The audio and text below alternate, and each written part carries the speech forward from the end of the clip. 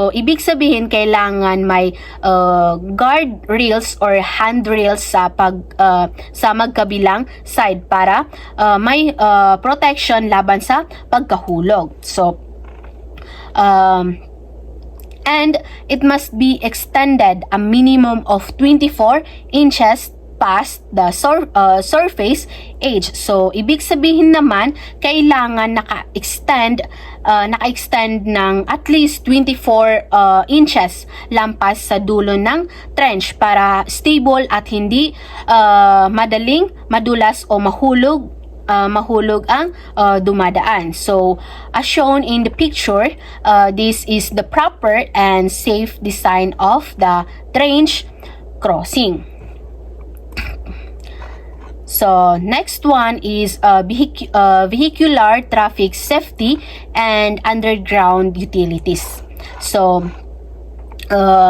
vehicular traffic safety, dapat gumagamit ng warning vest para visible ang workers, may flag person para mag-guide ng sasakyan at may safety signal para maiwasan ang accident. So, when we say warning vest, ito yung reflective o high visibility na vest na suot ng workers para makita agad sila ng mga drivers at equipment operators. So, when we say flag person, so ito yung tao na naka-assign para mag-guide at mag-control ng traffic sa construction site, lalo na kung may dumadaan na sasakyan malapit sa excavation.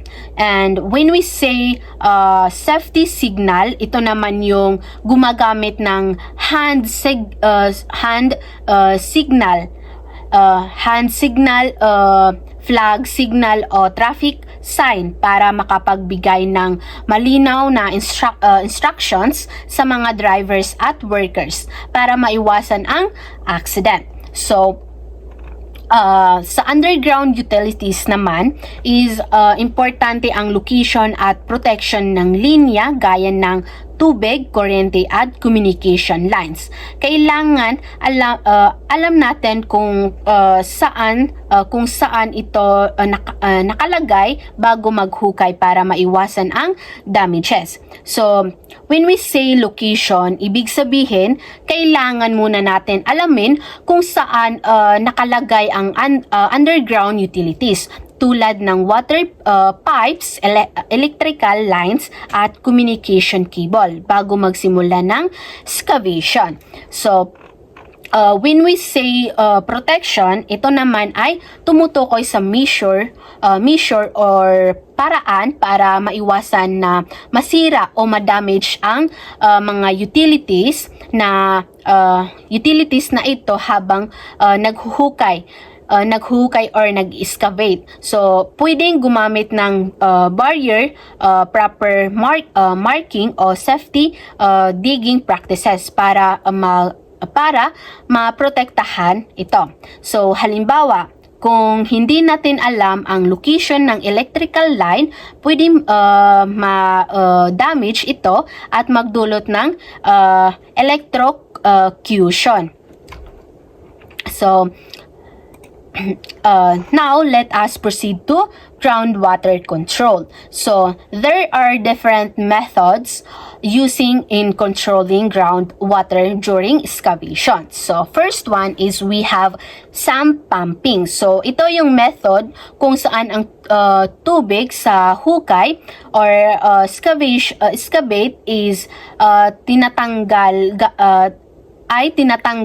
gamit ang pump na naka-install sa pinakailalim ng excavation. So, halimbawa, kapag umuulan at napuno ang tubig ng hukay, gagamit ng sump pump para ma-drain at makapagpatuloy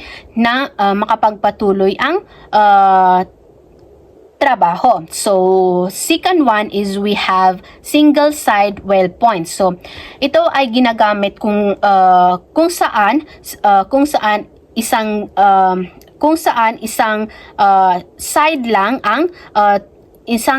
lang ng trench isang side lang ng trench ang mataas ang tubig, and doon lang nilalagay ang wheel point para mabawasan ang water level sa side na iyon. So halimbawa, kung malapit sa kanal ang kung malapit ang isang side ng trench, kung malapit sa kanal ang isang side ng trench at doon lang nag-iipon ng tubig, is single side well point ang solution.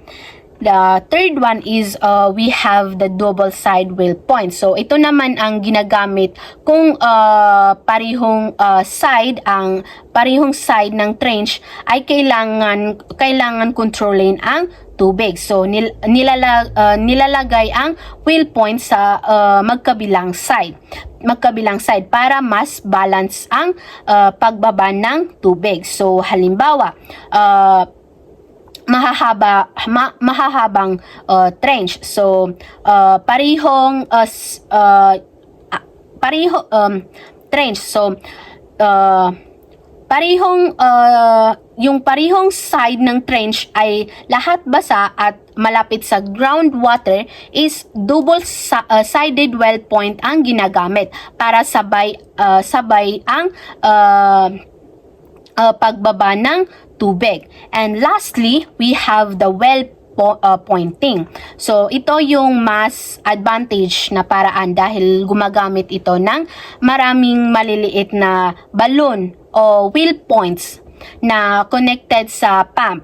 So para sabay-sabay bumaba ang ground level at manatiling tuyo ang excavation. So halimbawa, sa malalaking construction project kung saan laging mataas ang groundwater, ginagamit ang wheel pointing para hindi malubog ang hukay sa tubig. So as we can see in the pictures, this method are applied depend on the situation on the site. So next, we have the confined space entry and safe working practices. So in excavation within confined space, severely safety measures must be followed. So these include atmospheric testing to check if the air is safe to breathe, and the use of body system, lifeline, and proper ventilation. And additionally, rescue equipment must always be ready in case of emergency. So this include atmospheric testing to check if the air is safety to breathe. Is ibig sabihin dapat i-test muna ang hangin kung may sapat na oxygen at kung wala ba itong toxic gases. So halimbawa,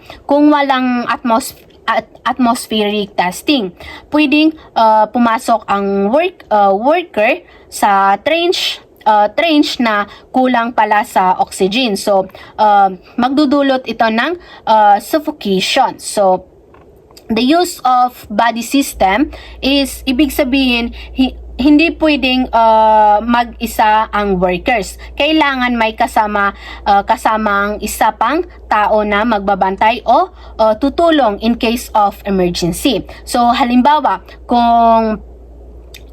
kung may worker na nahimatay sa loob, is may body agad na makakatawag ng tulong. So next one is lifeline. So ibig sabihin, dapat may tali o roof na nakakabit sa worker para madali siyang hilain palabas kung may danger na mangyayari.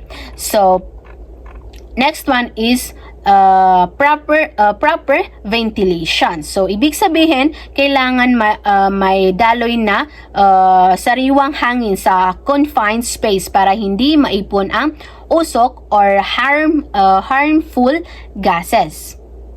So additionally, rescued equipment must always be ready in case of emergency. So ibig sabihin, dapat laging available ang gamit gaya ng breathing apparatus, harness at first aid kit para mabilis ang response ng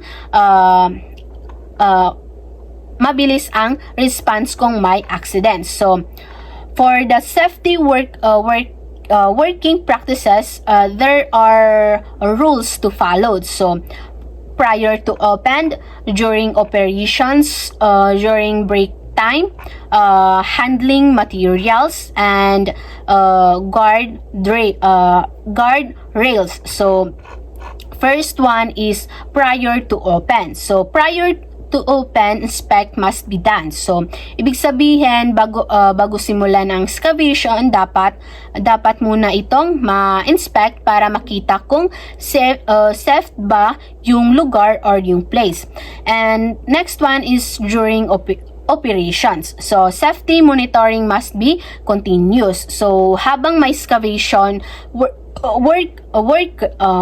kailangan may supervisor or safety officer na laging nagbabantay para maiwasan ang accident. So third one is during break time. So the site must still be supervised kahit wala pang gumagawa at break time.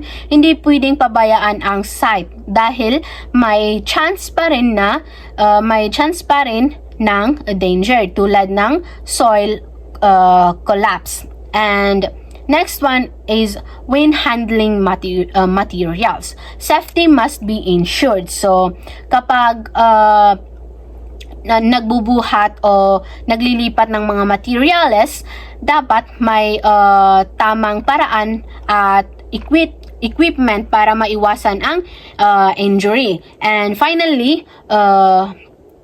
guard rails. So use is required for protection. So ito yung safety barriers na nilalagay para hindi basta-basta nahuhulog yung tao or yung materials sa excavation site. So these practices will help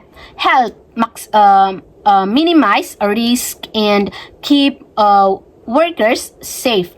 And next one is lastly, let us discuss inspection. So regularly inspection is the key to safety and excavation. So first one is a daily inspection to check for any new hazard. When we say daily inspection, ibig sabihin araw-araw dapat may regular na pagsusuri o pag-check sa excavation site para makita agad kung may bagong hazard. So halimbawa, kung may bagong bitak or crack sa gilid ng trench, agad itong makikita sa daily inspection. So the second one is post rainfall check. So because after the rainfall, the soil become weak and collapse may happen. So when we say post rainfall check is ibig sabihin pagkatapos ng ulan, kailangan i-inspect muna muli ang site kasi magiging malambot ang lupa at mas mataas ang chance ng soil collapse. So halimbawa, kung umulan kagabi bago ipagpatuloy ang trabaho, dapat i-check muna ang trench kung may mga na erode sa gilid. So third one is checking for signal of soil movement, which is very important to prevent accidents. So when we say signal of soil movement, ibig sabihin kailangan bantayan kung gumagalaw o nagsishift ang lupa. So ito ay warning na pwede magkaroon ng landslide or trench collapse. So halimbawa, kung may napapansing pagguho ng maliit na lupa sa gilid or sa side, sinyales na ito ang soil movement. So, the fourth one, we must also check for adjacent movement. So, meaning the surrounding area near the excavation should also be monitored. So, when we say adjacent movement, ibig sabihin, hindi lang ang loob ng trench ang dapat i-check. So, i-check, kundi pati ang paligid nito. So, pwedeng magkaroon ng cracks or slide ng lupa sa katabi ng area.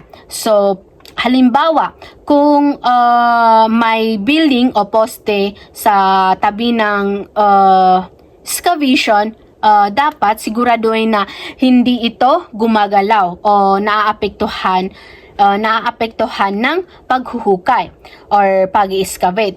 So, through this inspection, we can ensure that excavation site remains safety at all times. So, that's all for my report. Once again, I am Sumaya M. Haji Muhammad Faiz.